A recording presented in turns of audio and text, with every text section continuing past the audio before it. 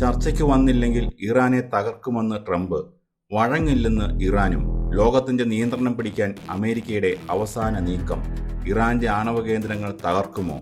അമേരിക്കയെ തടയാൻ റഷ്യയും ചൈനയും ഇറങ്ങുമോ? ലോകം മൂന്നാം മഹായുദ്ധത്തിലേക്കോ?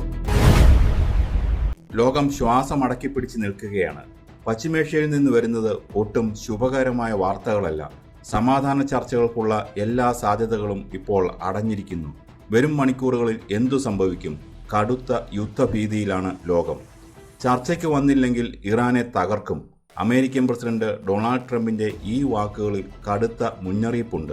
എന്നാൽ ഇറാൻ വഴങ്ങാൻ തയ്യാറല്ല.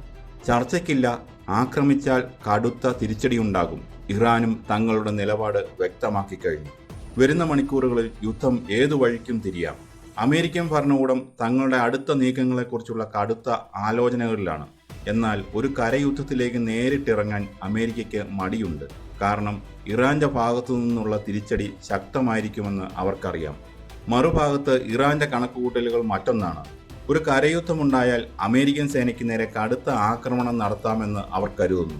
അതുവഴി യുദ്ധത്തിൽ മേൽക്കൈ നേടാമെന്നാണ് ഇറാന്റെ പ്ലാൻ.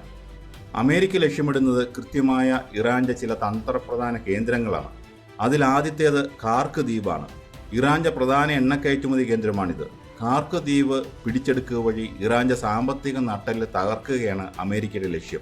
രണ്ടാമതായി ഇറാന്റെ ആണവ കേന്ദ്രങ്ങളാണ്. അമേരിക്ക എന്നും ഭയപ്പെടുന്നത് ഇറാന്റെ ആണവ ശക്തിയെയാണ്.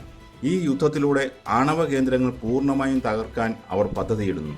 മൂന്നാമത്തേത് ലോകത്തിലെ ഏറ്റവും തന്ത്രപ്രധാനമായ കപ്പൽപാതയായ ഹോർമൂസ് കടലിടുക്കാണ്. ഇത്രയും കാര്യങ്ങൾ സാധിച്ചാൽ ലോക സമ്പദ് വ്യവസ്ഥയുടെ പൂർണ്ണ നിയന്ത്രണം അമേരിക്കയുടെ കൈകളിലെത്തും. അതിനുശേഷം യുദ്ധം തങ്ങൾ വിചാരിക്കുന്ന സമയത്ത് ഏകപക്ഷീയമായി നിർത്താൻ അമേരിക്കയ്ക്ക് കഴിയും.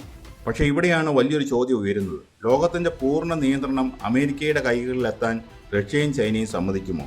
ഒരിക്കലുമില്ല. റഷ്യയും ചൈനയും ഇറാനോട് അടുത്ത ബന്ധം പുലർത്തുന്ന രാജ്യങ്ങളാണ്. അമേരിക്കയുടെ ഈ ഏകപക്ഷീയ നീക്കത്തെ അവർ ശക്തമായി എതിർക്കും. അത് ഈ യുദ്ധത്തെ കൂടുതൽ സങ്കീർണമാക്കും. അമേരിക്ക ആക്രമണം കടുപ്പിച്ചാൽ ഇറാൻ എങ്ങനെയായിരിക്കും തിരിച്ചടിക്കുക? അത് പ്രവചിക്കുക അസാധ്യമാണ്. ഇറാൻ നേരിട്ട് മാത്രമല്ല ആക്രമിക്കുക, തങ്ങളുടെ അധീനതയിലുള്ള വലിയൊരു സായുധ ശൃംഖലയെ അവർ രംഗത്തിറക്കും. ലെബനിലെ ഹിസ്ബുള്ള, യമനിലെ ഹൂതികൾ തുടങ്ങിയ പ്രോക്സി ഗ്രൂപ്പുകളെ ഇറാൻ അമേരിക്കയ്ക്കെതിരെ തിരിച്ചുവിടും. ഇതുകൂടാതെ അമേരിക്കയുമായി സൗഹൃദമുള്ള ഗൾഫ് രാജ്യങ്ങളിലേക്കും ഇറാൻ ആക്രമണം വ്യാപിപ്പിച്ചേക്കാം. ഗൾഫ് മേഖലയിലെ എണ്ണപ്പാടങ്ങളും കപ്പലുകളും ആക്രമിക്കപ്പെടാം. കൂടുതൽ രാജ്യങ്ങൾ ഈ യുദ്ധത്തിൽ കക്ഷി ചേർന്നാൽ എന്താകും അവസ്ഥ? ലോകമഹായുദ്ധത്തിലേക്ക് കാര്യങ്ങൾ നീങ്ങും. യുദ്ധം ഏതു വഴിക്ക് തിരിയുമെന്ന് ആർക്കും പറയാനാവില്ല.